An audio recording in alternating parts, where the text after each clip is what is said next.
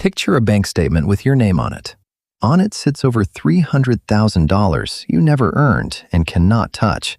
If you were born in Norway, that statement is real. If you were born in Britain, your share of the very same sea is zero.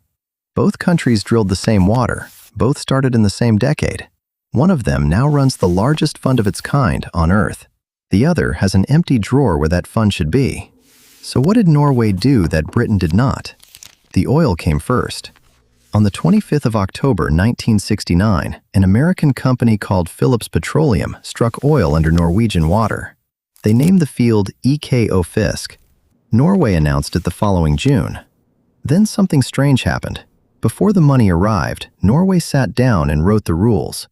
On the 7th of June 1971, a committee in the Norwegian parliament published 10 short principles for the whole industry. People still call them the 10 oil commandments. The first one says the state must keep control of everything on the Norwegian shelf. Norway went on to tax oil profits at 78%. It also kept a direct stake in the fields. The state did not just tax the oil, it owned a piece of every barrel that came up. Britain taxed its oil too, sometimes heavily, but Britain sent every pound straight into the yearly budget. That was sensible and completely normal. So why did it matter so much? Here is the part most people miss. Norway did not simply save. Norway built a wall. In 1996, the first oil money went into the fund, and a rule came with it. The government may spend the fund's expected return, currently about 3% a year. It may never spend the fund itself. That wall is the whole trick. A pot of money sitting next to a government is not really saving. It is a temptation. Every year there is a hospital to build or a tax to cut, and the money is right there. Norway made its oil money awkward to reach. Britain never did. Would you have built that wall with a hospital waiting? You can watch it happen in the numbers.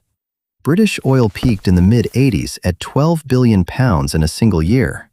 That was more than 3% of everything the country earned.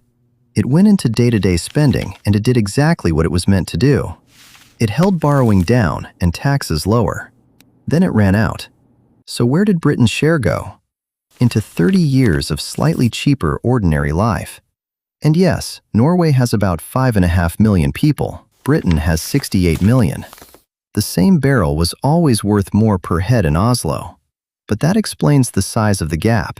It does not explain why one country's gap is a fund and the other's is nothing. That fund now owns roughly 1.5% of every listed company on the planet.